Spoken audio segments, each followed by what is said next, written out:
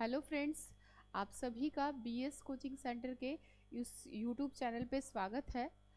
आप सभी अभी आपने जो सीटेट का फॉर्म भर रखा है, तो सीटेट के हम सीडीपी के क्वेश्चंस करने वाले हैं। 15 क्वेश्चंस हमने कल किए थे, बाकी के 15 अभी कर रहे हैं हम। जो अभी आए हैं क्लास में, क्लास को लाइक कर देंगे, सब्सक्राइब कर देंगे चैनल को। और अगर आपने बीएस कोचिंग सेंटर को सब्सक्राइब नहीं किया है, ये हमारा लिंक है। इंस्टाग्राम से जुड़ना चाहते हैं, इंस्टाग्राम का लिंक है ये।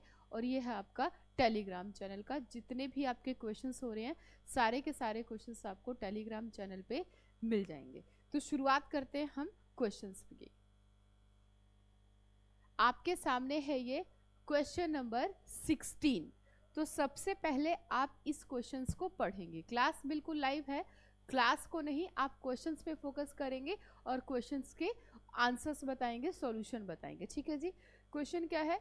शिक्षा का अधिकार अधिनियम 2009 में वकालत की गई समावेशी शिक्षा की अवधारणा इस पर आधारित है। उसके लिए आपके पास ऑप्शन है।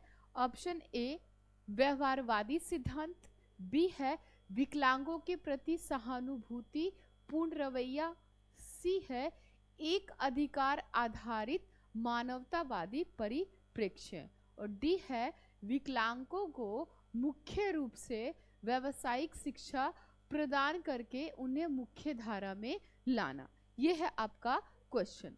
जो इंग्लिश में पढ़ना चाहते हैं, इंग्लिश में कंफर्टेबल है, इंग्लिश का क्वेश्चन देखेंगे। The concept of inclusive education as advocated in the Right to Education Act 2009 is based on option A the behavioristic principles, option B a sympathetic attitudes towards disabled, option C a right based humanistic perspective, और D है मेरे प्यारे बच्चों, क्या है option?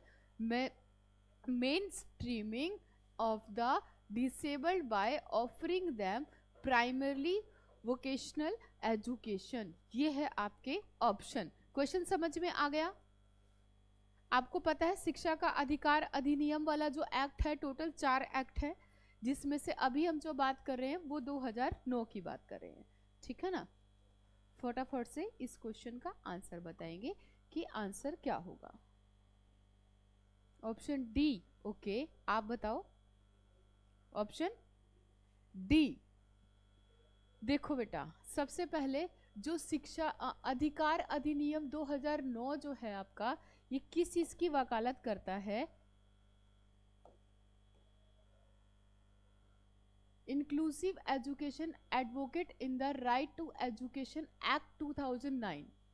शिक्षा का अधिकार अधिनियम 2009 वकालत करता है किस चीज की?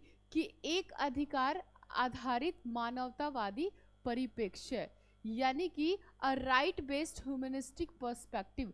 इसमें जो है शिक्षा हमारा जो है जन्म सिद्ध अधिकार है, ये मानव अधिकार है, ये ह्यूमनिस्टिक प्रिंसिपल्स माने गए हैं, पर्सपेक्टिव माने गए हैं कि बच्चों को जिस तरीके से इंसान के लिए खाना पीना हवा पानी ज़रूरी है, उसी तरीके से क्या है, शिक्षा जो है इंसान का, ये भी आपकी प्राइमरी सोर्स में आता है, जिसमें शिक्षा आपका क्या है, अधिकार बन गया। इसमें जो भारत है 108वां देश बना है जो कि शिक्षा को फ्री और कंपलसरी एजुकेशन देता है। इंडिया 108वां देश बना है। अगर आपने नहीं पढ़ा है तो थ्योरी पढ़ लेना, उसमें सारी चीज़ें ऑलरेडी मेंशन है कि इससे पहले जो है 107 देश थे जो शिक्षा को फ्री और कंपलसरी अपने देश में बना चुके थे। इस एक्ट के अनुसार जो हमारी शिक्षा है, शिक्षा हर भारत के बच्चे के लिए फ्री और कंपलसरी है, और इसमें हम शिक्षा के बारे में ही बात करते हैं। ये मानव का अधिकार है, ह्यूमनिस्टिक पर्सपेक्टिव है। ठीक है जी। ये 2009 शिक्षा अधिकार अधिनियम 2009, इसमें जो है शिक्षा हमारी मानव अधिकार का हिस्सा बन गया। क्लियर है? चलो जी, इसलिए यहाँ पे हम ऑप्शन नंबर सी को राइट टिक करेंगे, जो कि बिल्कुल राइट आंसर है। क्लियर है? आप लोग क्लास को देख रहे हैं, क्लास को लाइक कर देंगे और इस क्वेश्चन का आंसर बताएंगे। तो नेक्स्ट क्वेश्चन की तरफ चलते हैं। चले नेक्स्ट क्वेश्चन की तरफ। Very good. अगला हमारा क्वेश्चन है क्वेश्चन नंबर 17। अब क्वेश्चन नंबर 17 क्या कहता है? रचनावादी ढांचे में सीखना मुख्य रूप से है। ऑप्शन ए रटकर याद करने पर आधारित है। ऑप्शन बी सुदृढ़ीकरण के आसपास केंद्रित है। डी है कंडीशनिंग के माध्यम से प्राप्त किया गया है। और डी है अर्थ निर्माण की प्रक्रिया पर केंद्रित है। यानी कि क्वेश्चन है in the constructivist framework learning is primarily. Option A based on rote memorization. Option C center around reinforcement. Option C acquired thought conditioning. और D है focused on the process of meaning making. क्या होगा इसका answer? क्या? बिल्कुल, जो रचनावादी है, जो कंस्ट्रक्टिविज्म है, उनका क्या कहना है कि बच्चे को जो भी चीजें हम सिखाते हैं उसका एक मीनिंग मेकिंग होना चाहिए, एक अर्थ निर्माण की प्रक्रिया होनी चाहिए जिसमें बच्चा क्या करे, चीज़ों को सीख सके और सीखने के पीछे उसका पर्पस, उसका टारगेट होना चाहिए और जो भी चीज़ें आप सिखाएं वो मीनिंग मेकिंग होनी चाहिए, मीनिंगफुल होनी चाहिए। ऐसा नहीं है, आप देखते हो पहले जो हमारी किताबें हुआ करती थी वो हम पढ़ रहे हैं, वो रियल लाइफ से कहीं रिलेट नहीं करती थी। लेकिन आज के टाइम में जब आप छोटे बच्चों की बुक्स देखेंगे, ईवीएस की, मैथ्स की, तो उसमें जो चीज़ें है वो क्या है, आज के टाइम में उन चीज़ों का हम बाहरी भी यूज़ कर पा रहे हैं। तो जो भी हम बच्चों को सिखाएं उसके लिए अर्थ निर्माण होना बहुत ज़्यादा ज़रूरी है रचनावादी ढांचे में, यानी कि कंस्ट्रक्टिविज्म फ्रेमवर्क में। क्लियर है? किसी को कोई डाउट? चले नेक्स्ट क्वेश्चन की तरफ। वेरी गुड, शाबाश। देखो टेस्ट तो है, ये तो सर ने टेस्ट लिया है, लेकिन आपको भी पता है कि आपका खुद का लेवल अभी आप कहाँ पे हो, है ना। और अभी जो है इतने नंबर लेकर आ रहे हो, अभी भी पाला जो है, अभी भी गेम आपके हाथ में ही है, उसको अभी आप अचीव कर सकते हो, जीत सकते हो। तो हार नहीं माननी है, डीमोटिवेट नहीं होना है। फटाफट से जो चीज़ें हो चुकी हैं दोबारा से रिवाइज कर डालो, क्लास देख डालो। कोई डाउट है तो डाउट के लिए तो हम हैं ही, उसके लिए आपको बिल्कुल टेंशन नहीं लेनी है। क्लास को लाइक कर देंगे और इस क्वेश्चन को पढ़ेंगे, क्वेश्चन नंबर 18। फटाफट से पढ़ो क्वेश्चन। क्वेश्चन क्या है? मूल सिद्धांत जो बच्चे विभिन्न घटनाओं के बारे में बनाते हैं, शिक्षक को नजरअंदाज करना चाहिए। Option A. बी है शिक्षक द्वारा दंडित किया जाना चाहिए। सी है जो बार बार याद करके सही से प्रस्थापित किया जाना चाहिए। और डी है को प्रति साक्ष्य एवं उदाहरण प्रस्तुत करके चुनौती दी जानी चाहिए। यानी कि नेटिव थ्योरी, मूल सिद्धांत नेटिव थ्योरी क्या है भाई? दैट नेटिव थ्योरी है हमारी, that children construct about various phenomenons. Option A should be ignored by the teacher. Option B should be punished by the teacher. Option C should be replaced by correct one thought repetitive memorization. Option D should be challenged by presenting counter avoidance and examples. फटाफट से बताएं क्या? Very good, आपका भी D है। अच्छा, very good. मूल सिद्धांत क्या है कि जो भी हम चीज़ें बच्चों को सिखाएं, इसके लिए हम क्या करें, उसको चैलेंज को ले सके, ठीक है ना। और उसमें हम जब हम चैलेंज लेंगे तभी जाकर के हम क्या कर सकते हैं, चैलेंज को पूरा कर सकते हैं, चैलेंज को कंप्लीट कर सकते हैं। तो इसलिए हम क्या करते हैं, बच्चों को उस तरीके से चीज़ों के लिए तैयार करते हैं ताकि हमारा बच्चा चैलेंज एक्सेप्ट करे और चीज़ों को सीखे, सीख करके हम भी इवैल्यूएट कर सके, मूल्यांकन कर सके कि हम बच्चों को सिखाने में कितने सफल हो पाए हैं। इसके लिए बहुत ही ज़्यादा ज़रूरी है। तो इसके लिए ऑप्शन डी जो है आपका राइट आंसर है। क्लियर है? चलो जी, बहुत बढ़िया, शानदार। नेक्स्ट क्वेश्चन की तरफ बढ़ते हैं। ये है आपका क्वेश्चन नंबर 19। जो अभी आए हैं क्लास में, क्लास को लाइक कर देंगे और इस क्वेश्चन का आपको प्यारे बच्चों आंसर देना है। क्वेश्चन क्या है? बाल केंद्रित शिक्षा शास्त्र को बढ़ावा देता है। क्या देता है भाई? ऑप्शन ए है पाठ्य पुस्तकों पर विशेष निर्भरता। ऑप्शन बी है बच्चों के अनुभव को प्रधानता देना।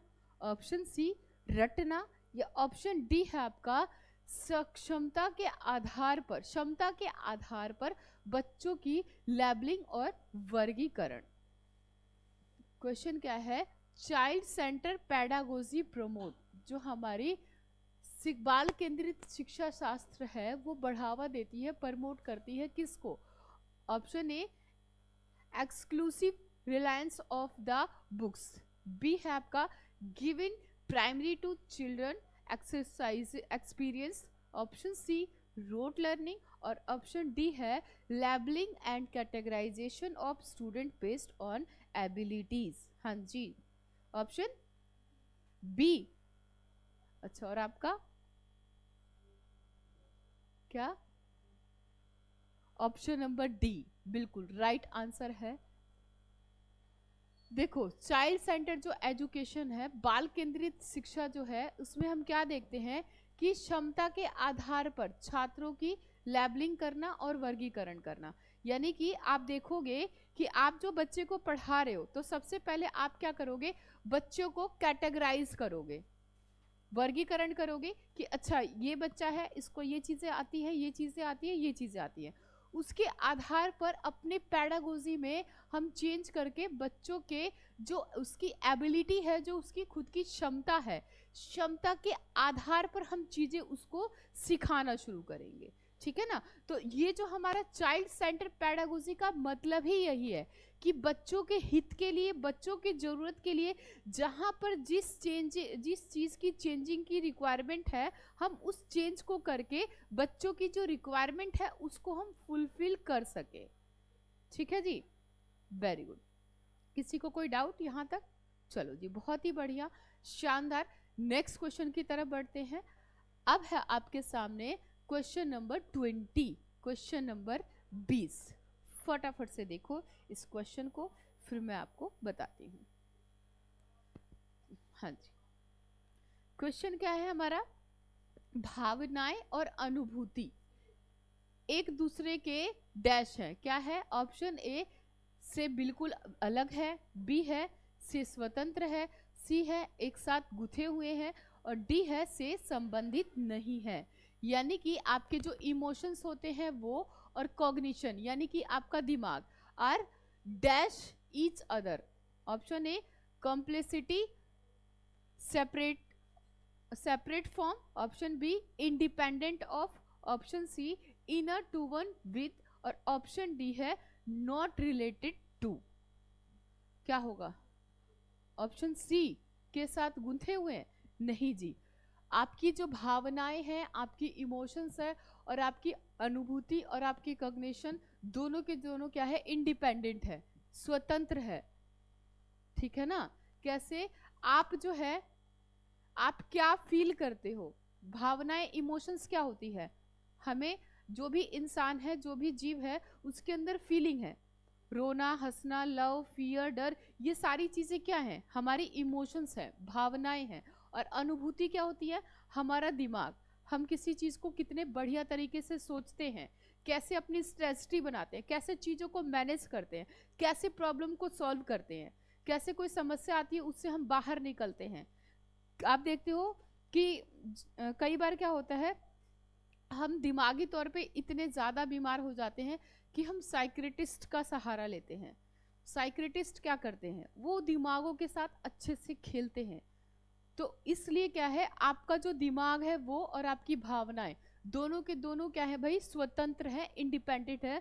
दोनों का इन दोनों से किसी तरीके का कोई क्या है? लेना देना नहीं है। एक ऐसे होगा बिल्कुल अलग है, ये बिल्कुल अलग है, ये अगर ऑप्शन ये नहीं होता तब ये होता।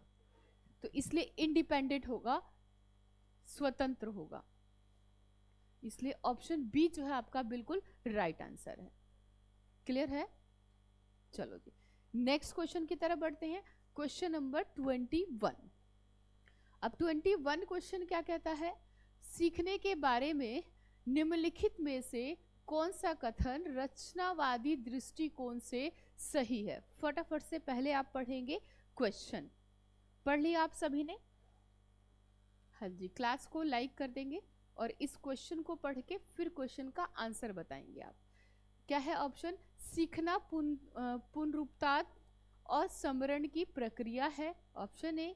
बी है सीखना रटकर याद करने की प्रक्रिया है, और सी है सीखना दोहराव वाले सहयोगी द्वारा व्यवहार की कंडीशनिंग है, और डी है सीखना सक्रिय सहभागिता द्वारा ज्ञान के निर्माण की प्रक्रिया है।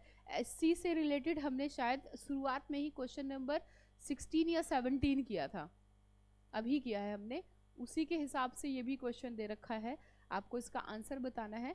क्वेश्चन क्या है? Which of the following statement about learning is correct from a constructivist perspective. Option A, learning is the process of responding reproduction और and recall. Option B, learning is the process of rote memorisation. Option C, learning is conditioning of behaviors by repetitive association. Option D है learning is the process of construction on knowledge by active engagement. बताओ बताओ जल्दी बताओ। D बिल्कुल right answer है जी, बिल्कुल सही है, बिल्कुल सही पकड़े हो आप दोनों। चलो जी, आप देखो इसी से रिलेट करके मैं आपको क्वेश्चन दिखाती हूँ। ये देखो,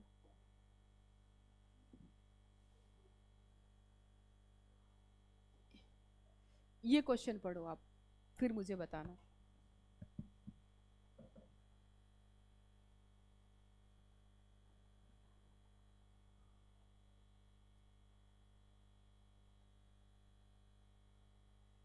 पढ़ लिया क्वेश्चन? आंसर पढ़ो, जो आंसर है वो पढ़ो। समझ में आया? अब इस क्वेश्चन में और जो अभी करा है इस क्वेश्चन में क्या फर्क है?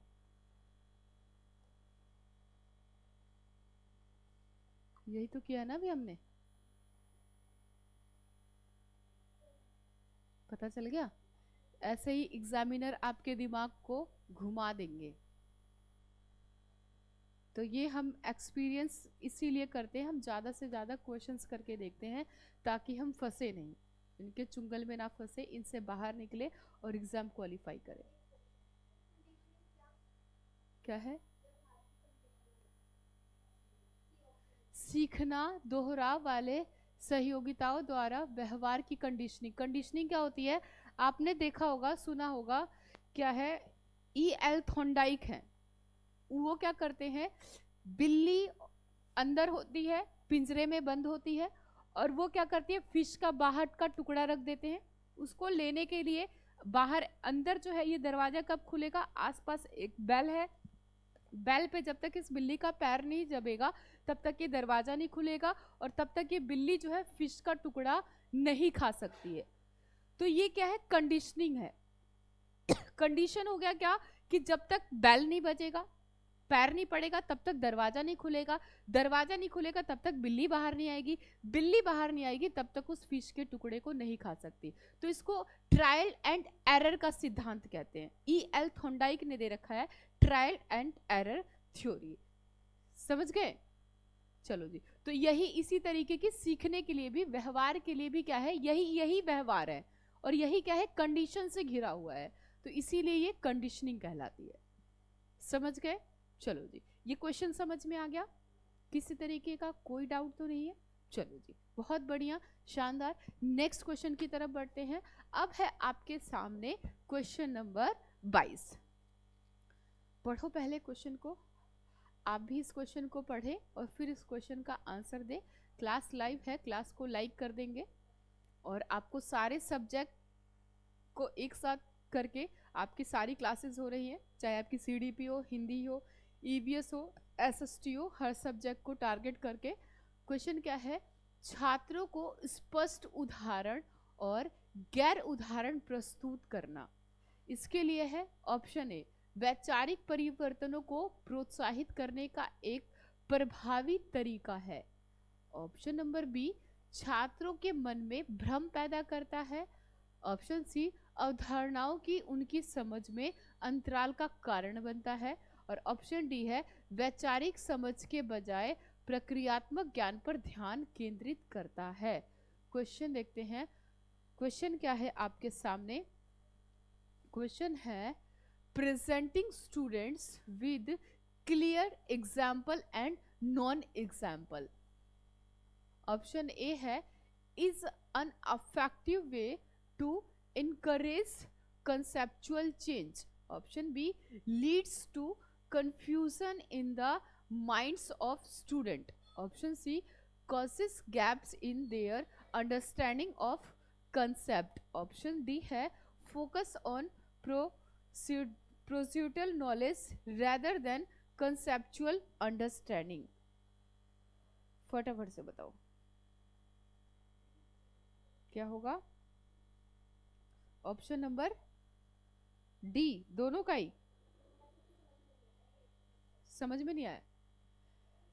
देखो, छात्रों को स्पष्ट उदाहरण देना और गैर उदाहरण प्रस्तुत करना, यानी कि आप एक तो एग्जाम्पल जो दे रहे हो वो क्लियर एग्जाम्पल दे रहे हो, ठीक है, और एक नॉन एग्जाम्पल दे रहे हो किसी चीज को सिखाने के लिए।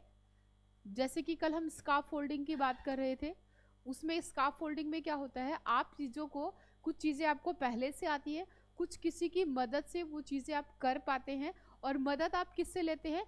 मोर नॉलेजेबल अदर से, जिसको MOK के नाम से जानते हैं, सुना भी होगा आपने। MOK होता है वो कौन होता है?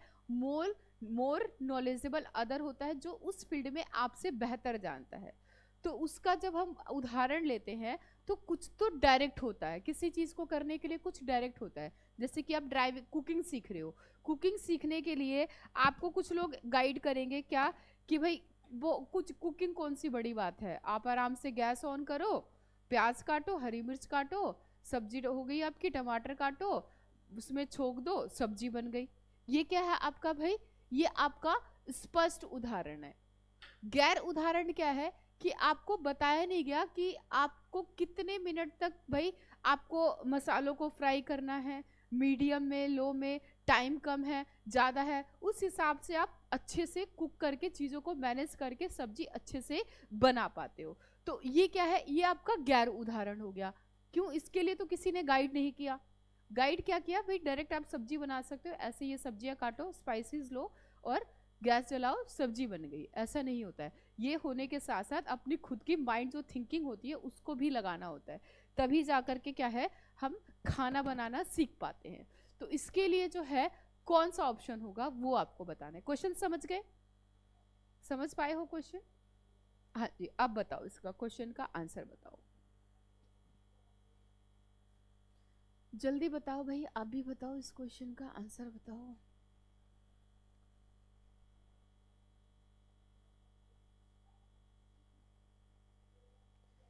Option number A, option number A आपका बिल्कुल राइट है। कैसे? वैचारिक परिवर्तन को प्रोत्साहित करने का एक प्रभावी तरीका है।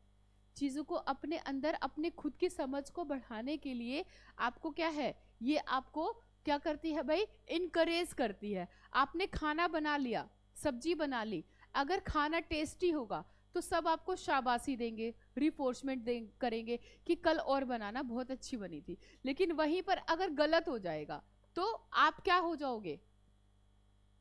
डिमोटिवेट हो जाओगे। अरे छोड़ यार, देख इतनी मेहनत से इतने देर से मैं सब्जी बना रही थी और बाद में क्या करा इन लोगों ने, मेरी तारीफ भी नहीं की, इनको पसंद भी नहीं आया, तो दोबारा आप नहीं बनाओगे। तो हमारे लिए इनकरेज करना, रिफोर्समेंट देना बहुत ही ज्यादा जरूरी है। ये क्या है? आपकी अफेक्टिव वे को, आपकी वैचारिक परिवर्तन को प्रोत्साहित करने के लिए ये एक प्रभावी तरीका है, जो कि कंसेप्चुअल क्या है, चेंज है ये। ठीक है, समझ पाए या नहीं समझ पाए? चलो जी, बहुत बढ़िया। नेक्स्ट क्वेश्चन की तरफ चलते हैं। क्वेश्चन नंबर 23, 23वां क्वेश्चन क्या कहता है? क्लास बिल्कुल लाइव है, आप इस क्लास को देख रहे हो तो क्वेश्चन का आंसर भी बताओ और क्लास को लाइक कर दो।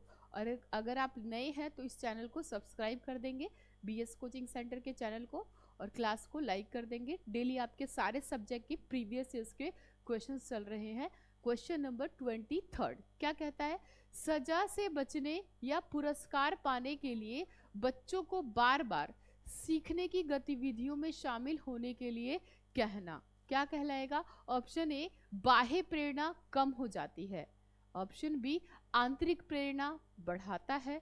ऑप्शन सी, बच्चों को प्रदर्शन लक्ष्यों के बजाय निपुणता पर ध्यान केंद्रित करने के लिए प्रोत्साहित करता है। ऑप्शन डी, बच्चों की सीखने में शामिल स्वाभाविक रुचि और जिज्ञासा को कम करता है। चलो जी, क्या है question? Repeatedly asking children to engage in learning activities either to avoid punishment or to gain a reward. Option A, decreases intrinsic motivation, increases intrinsic motivation.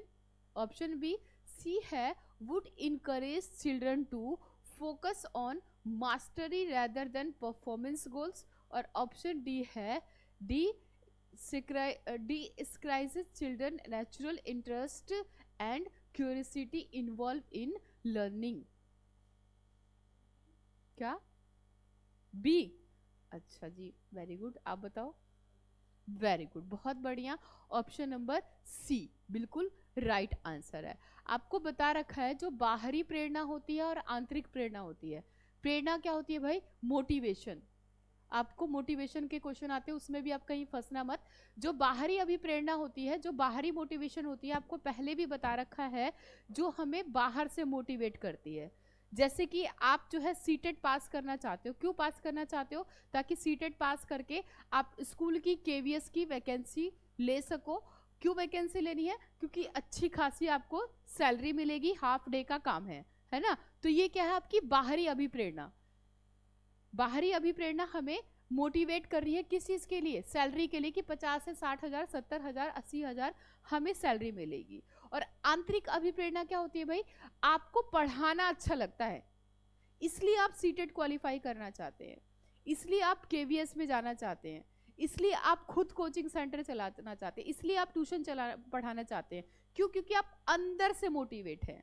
तो जो आंतरिक मोटिवेशन होती है वो क्या करती है? आपकी लाइफ लॉन्ग मोटिवेशन होती है कि आपको पढ़ाना पसंद है तो कैसे भी करके आपको कोई रात को 12 बजे भी खड़ा कर देगा ना पढ़ाने के लिए, तो भी पढ़ा लोगे। वो अंदर की आंतरिक मोटिवेशन है ना। फॉर एग्जाम्पल ऐसे ही जो है, एक मेरी नॉन में है, वो पार्लर कर रखा है उन्होंने, तो वो बीमार भी रहती है ना। कोई ब्राइडल आ जाता है कि हाँ भाई इनको मेकओवर कराना है, तो बीमार में भी वो इतनी बिल्कुल ठीक ठाक हो जाएंगी, रात को 12 बजे 1 बजे भी उठकर बहुत ही अच्छे से मेकओवर कर देती है। क्यों? क्योंकि वो इंटरनली मोटिवेट है। पैसा तो मिलेगा। देखो इंटरनली जब हम मोटिवेट होते हैं तो फ्री में तो कोई नहीं करता, लेकिन इंटरनली मोटिवेशन जो है वो हमें लाइफ लॉन्ग और कभी भी जगा देती है, चाहे आप कितने भी बीमार क्यों ना हो, है ना। और जो हमारी बाहरी मोटिवेशन होती है, अरे छोड़ना यार, रात को 12 बज गए हैं, क्या पड़ी है, कल देखेंगे काम करने के लिए, बीमार हूं मैं, कैसे जाऊं, कैसे मेक ओवर करूं। तो ये चीजें हैं। तो इसलिए क्या है, मोटिवेशन अगर आपसे पूछा जाता है तो 2 तरीके की मोटिवेशन होती है हमारी। एक होती है हमारी बाहरी मोटिवेशन, जिसको हम इंट्रिंसिक या इंटरनल एक्सट्रिंसिक या एक्सटर्नल मोटिवेशन कहते हैं इंग्लिश में। और इंट्रिंसिक और आपका इंटरनल जो मोटिवेशन कहलाता है, जिसमें आप अंदर से चीजों के लिए मोटिवेट है। क्लियर है? चलो जी, इस क्वेश्चन के साथ आपके 2 क्वेश्चन और हो गए। तो यहाँ पर ऑप्शन नंबर सी जो आपका राइट आंसर होगा। समझ गए? Very good. नेक्स्ट क्वेश्चन की तरफ बढ़ते हैं। अब आपके सामने है क्वेश्चन नंबर 24, 24वें नंबर का क्वेश्चन है। क्वेश्चन पढ़ते हैं, निम्नलिखित में से कौन सी प्रथा सार्थक सीखने को बढ़ावा देती है? इसके लिए ऑप्शन एक है आपका शारीरिक दंड, दूसरा है सहयोगात्मक शिक्षण वातावरण, तीसरा है आपका सतत एवं व्यापक मूल्यांकन, और डी है आपका निरंतर तुलनात्मक मूल्यांकन। क्वेश्चन है आपके सामने, विच of the following practices promote meaningful learning. अब एक है आपका कोपरल पनिशमेंट, बी है आपका कोऑपरेटिव लर्निंग एनवायरनमेंट, तीसरा कॉन्टिन्यूअस एंड कॉम्प्रिहेंसिव इवैल्यूएशन, और डी है कांस्टेंट कॉम्प्रिहेंसिव इवैल्यूएशन। इसके लिए ऑप्शन ए कहता है 1 और 2, ये दोनों, और बी क्या कहता है भाई हमारा 2 और 3, ये 2 और ये 3, और सी कहता है 1 2 3, और डी कहता है 2 3 4। Option D. वेरी गुड, बहुत बढ़िया, शानदार, ये बिल्कुल आपने राइट आंसर दिया है, वेरी गुड। चलो नेक्स्ट क्वेश्चन की तरफ बढ़ते हैं। Question number 25। क्वेश्चन नंबर 25 क्या कहता है, शिक्षक बच्चों में जटिल अवधारणाओं को समझने की सुविधा कैसे प्रदान कर सकते हैं। ऑप्शन ए व्याख्यान देकर, बी प्रतिस्पर्धा कार्यक्रम आयोजित करके, सी दोहरावदार यांत्रिक ड्रिल द्वारा, और डी है अन्वेषण और चर्चा के अवसर प्रदान करके। यानी कि how can teachers facilitate understanding of complex concept in children। Option A by delivering a lecture, B है by organising competitive events, C है by repetitive mechanical drill, D है by providing opportunities for exploration and discussion. D आपका भी यही है, B प्रतिस्पर्धा कार्यक्रम आयोजित करके। आप कंपटीशन करवाओगे बच्चों में, प्रतिस्पर्धा का मतलब होता है कॉम्पिटिटिव, कंपटीशन कराना। हम बच्चों को कंपटीशन नहीं कराएंगे, बच्चों को सिखाएंगे। बिल्कुल, बच्चे ये अगर हम ये कहेंगे ना कि भाई देखो उसने कितने अच्छे से किया, देखो आप नहीं कर पाए, तो इससे क्या होगा, बच्चों में भेदभाव होगा कंपटीशन से। तो इसलिए हम क्या करेंगे भाई, ऑप्शन नंबर डी यहाँ पर राइट होगा, अन्वेषण और चर्चा के अवसर प्रदान करेंगे। आपको पता ही नहीं चलेगा, बच्चे जो है डिस्कशन से ही इतना कुछ सीख जाएंगे, इतने बढ़िया तरीके से सीख जाएंगे, जितना आप चाहते हो उससे भी ज़्यादा सीख जाएंगे। ठीक है ना, तो यहाँ पर इसलिए जो होगा यहाँ आपका right answer option number D होगा। क्लियर है, चलो जी बहुत बढ़िया। नेक्स्ट क्वेश्चन की तरफ बढ़ते हैं। Question number 26। अब 26 नंबर क्वेश्चन क्या कहता है, एक प्राथमिक विद्यालय का शिक्षक बच्चों को प्रभावी समस्या समाधानकर्ता बनने के लिए प्रोत्साहित कर सकता है। इसके लिए ऑप्शन ए है एक छोटे कार्यक्रम के लिए भौतिकवाद पुरस्कार प्रदान करना, बी है केवल प्रतिक्रियात्मक ज्ञान पर जोर देना, सी गलत उत्तरों को खारिज करना और दंडित करना, डी है बच्चों को सहज अनुमान लगाने के लिए प्रोत्साहित करना और फिर उस पर विचार मंथन करना। A primary school teachers can encourage children to become effective problem solver by option A offering materialistic reward for every small task, B है emphasizing only on productual knowledge, option C dismissing and penalizing incorrect answers, D है encouraging children to make intuitive guesses and then brainstorming on the same। D पक्का कर दे लोग, बिल्कुल सही जवाब दिया आपने, ऑप्शन नंबर डी। इसी से क्या है, बच्चों क्या होंगे, एक दूसरे से इनकरेज होंगे और चीज़ों को ज़्यादा से ज़्यादा प्रॉब्लम को सॉल्व करेंगे और सीख पाएंगे। ठीक है ना, चलो जी बहुत बढ़िया, शानदार। नेक्स्ट क्वेश्चन की तरफ चलते हैं। अब है आपके सामने क्वेश्चन नंबर 27। क्लास को लाइक कर देंगे और इस क्वेश्चन का आंसर देंगे। क्वेश्चन क्या है, निम्नलिखित में से किस अवधि में शारीरिक वृद्धि एवं विकास की दर तीव्र होती है, गति जो है तेज होती है। ऑप्शन ए शैशवावस्था और प्रारंभिक बचपन, ऑप्शन बी प्रारंभिक बचपन और मध्य अवस्था, ऑप्शन सी मध्य बचपन और किशोर अवस्था, ऑप्शन डी किशोर अवस्था और व्यस्तता। यानी कि in which of the following period does physical growth and development occurs at a rapid pace. Option A infancy and early childhood, B है early childhood and middle childhood, C middle childhood and adolescence, D adolescence and adulthood. Option A बिल्कुल सही जवाब, option A आपका right answer है। शैशवावस्था से लेकर के जो प्रारंभिक अवस्था की इन्फेंसी से लेकर जब बच्चा 0 to 2 ईयर का होता है, ये जो टाइमिंग पीरियड होता है बच्चे की ग्रोथ के लिए और डेवलपमेंट के लिए बहुत ही ज़्यादा मोस्ट इम्पॉर्टेंट होता है। तो इसी में हमारे बच्चे की सबसे ज़्यादा फास्टेस्ट ट्रैक पर तीव्र गति से हमारे बच्चे की वृद्धि हो रही होती है और विकास हो रहा होता है। ये सबसे मोस्ट पीरियड होता है। क्लियर है जी? वेरी गुड, शाबाश, बहुत ही बढ़िया।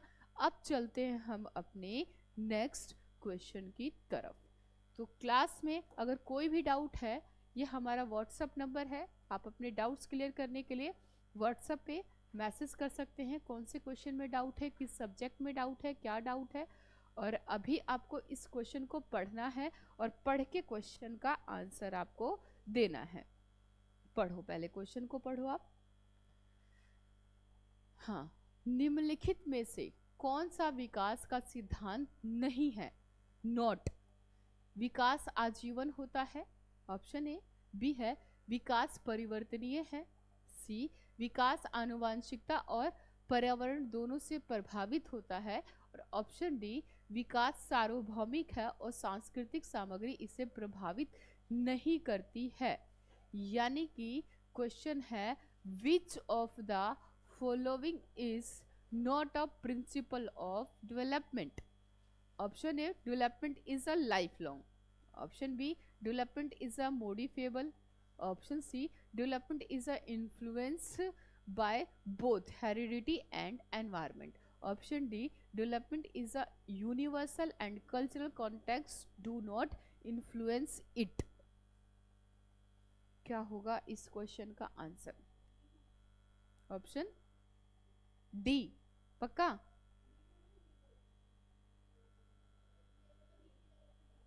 देखो, आपसे पूछा जा रहा है नहीं है, इस शब्दों से सावधान। क्या होगा? नॉट। ऑप्शन नंबर डी बिल्कुल राइट आंसर है। बाकी ये तीनों तो होते ही हमारे डेवलपमेंट में। अब हम जल्दबाजी में इसी में से किसी को टिक कर देंगे जिससे हमारे 1 नंबर माइनस हो जाएंगे। वो हर चीज पे लागू नहीं होता, नहीं तो मैं भी बता सकती थी भाई।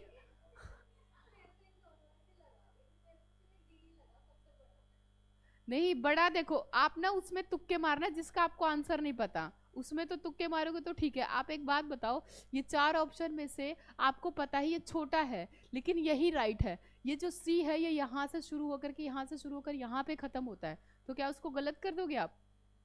ये तुक्के उसमें मारना जिसमें आपको आंसर नहीं पता। अब जिसको जो आंसर पता है उसको भी गलत करोगे? बिल्कुल, क्यों? आपने पढ़ा इसको, क्या विकास सार्वभौमिक है और सांस्कृतिक सामग्री इससे प्रभावित नहीं करते हैं। यानी development is a universal and cultural context do not influence it. समझ गए? इसलिए यहां पर जो होगा ऑप्शन नंबर डी आपका बिल्कुल राइट आंसर है। तो सी की तरफ नहीं जाएंगे हम, सी जो है हमारा गलत है। ठीक है जी? तो ऑप्शन नंबर डी आपका बिल्कुल राइट है। चलो नेक्स्ट क्वेश्चन की तरफ बढ़ते हैं। हाँ जी, 29 क्वेश्चन क्या कहता है? व्यक्तिगत विविधताओं का प्राथमिक कारण है, यानी कि the primary causes of individual various is. Option A व्यक्ति को जन्म देने वाले माता पिता से प्राप्त आनुवांशिक कोड, ऑप्शन बी जन्मजात लक्षण, सी है पर्यावरण प्रभावित करता है, और डी है आनुवांशिकता और पर्यावरण के बीच जटिल अंतःक्रिया है। यानी कि the primary causes of individual variation. Option A, the genetic code reverse by the individual from both parents. B, the inborn characteristics. C, the environment influence. D, the complex interplay between the heredity and environment. जल्दी बताओ, पहले तो ये बताओ question समझ में आया? क्या है क्वेश्चन?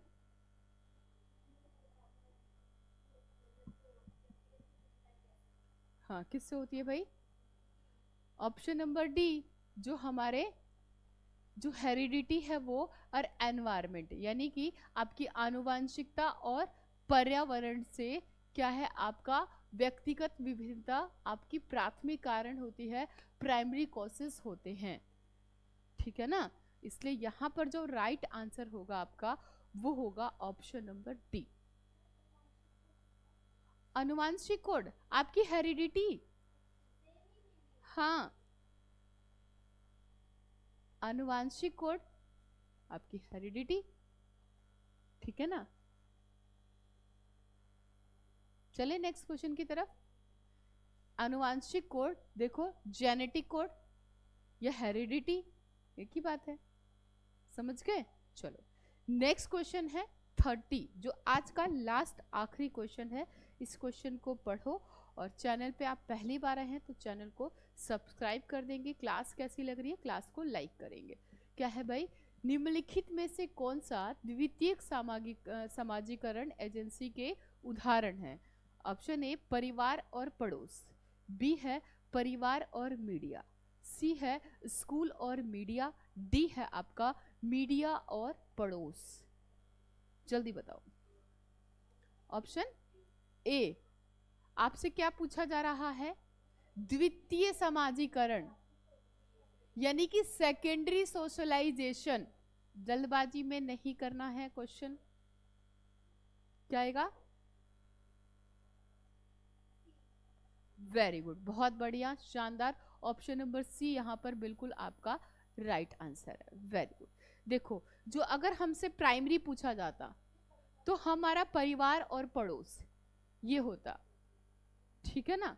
और जो अगर हमसे सेकंड पूछा जा रहा है तो उसमें स्कूल और मीडिया, इसका रोल जो है बहुत ज्यादा होता है हमारी सेकेंडरी सोशलाइजेशन में, द्वितीय समाजीकरण में। क्लियर है जी? तो ये थे हमारे आज के 15 क्वेश्चन। अब 15 में से आपके कितने आए हैं फटाफट से आप स्कोर अपने काउंट करें, और डेली आपकी क्लास ऐसे ही चलती रहेगी। इसी तरीके से आप पढ़ते रहो, क्योंकि 14-15 दिसंबर का आपका पेपर है। पेपर को ज़्यादा टाइम नहीं है, नई चीज़ें नहीं कर सकते, तो इस चैनल पे जितने प्रीवियस ईयर हैं उन सबको देख डालो, तभी भी आपका बेड़ा पार हो जाएगा। टाइम तो देना पड़ेगा, पढ़ना तो पड़ेगा, तभी हम सीटेट क्लियर कर सकते हैं। बगैर पढ़े सीटेट क्लियर बिल्कुल भी नहीं होगा। ठीक है ना? तो आप इसी तरीके से पढ़ते रहे, आगे बढ़ते रहे। नेक्स्ट क्लास में मिलेंगे, तब तक के लिए थैंक यू। अब जो अगली क्लास है आप वो ले लो। Thank you very much.